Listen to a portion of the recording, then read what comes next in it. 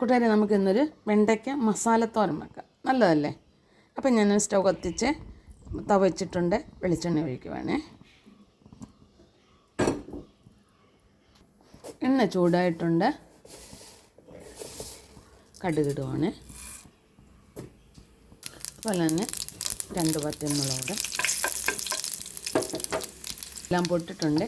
നമ്മുടെ വെണ്ടയ്ക്ക ഉണ്ടല്ലോ, പൊടി പൊടിയായി തരുന്നതാണ്. ചെറുതായിട്ട് നല്ലതായിട്ട് നമുക്ക് വഴറ്റിയെടുക്കാം. ലേശം ഉപ്പിടുവാണ്.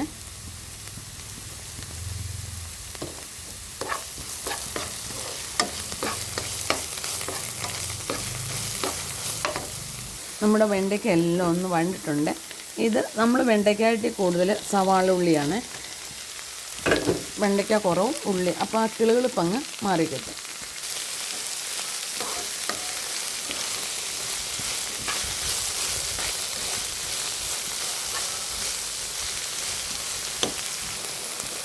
നമ്മുടെ വെണ്ടയ്ക്കായും സവാള ഉള്ളി, പച്ചമുളക്, വെളുത്തുള്ളി എല്ലാം ഒന്ന് നല്ലതായിട്ട് വഴണ്ടിട്ടുണ്ട്.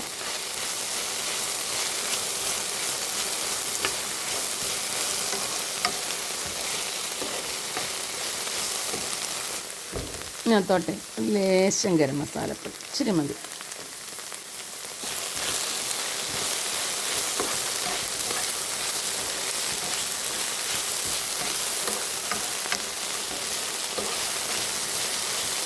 ഇഞ്ചി ഇട്ടിട്ടില്ല.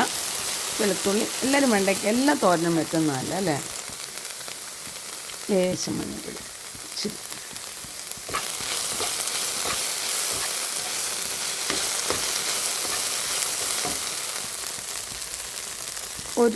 ഒരു നുള്ള് മല്ലിപ്പൊടി ഇത്തിരി വേണ്ട, ഒരു നുള്ള് മതി.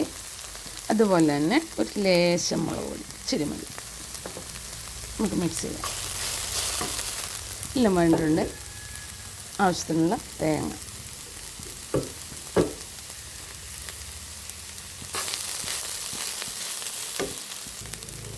നമ്മുടെ തോരനെല്ലാം മിക്സായി വരുന്നുണ്ട്.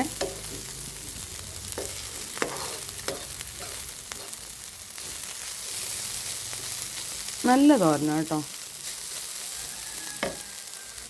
ലേശം ഉപ്പ് വേണം.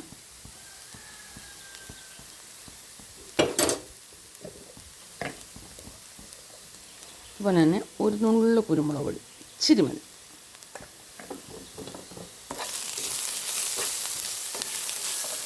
നമ്മുടെ വെണ്ടയ്ക്ക മസാലത്തോരൻ റെഡി ആയിട്ടുണ്ട്. നല്ല ടേസ്റ്റുണ്ട്. എല്ലാവരും ചെയ്യുന്നതല്ലേ. അപ്പം നിങ്ങൾക്ക് ഇത് തോരൻ ഇഷ്ടപ്പെട്ടാലേ ഒന്ന് ഫോളോ ചെയ്യാനും ഒന്ന് ഷെയർ ചെയ്യാനും ഒന്ന് ലൈക്ക് അടിക്കാനും മറക്കല്ലേ കേട്ടോ. തോരൻ റെഡി.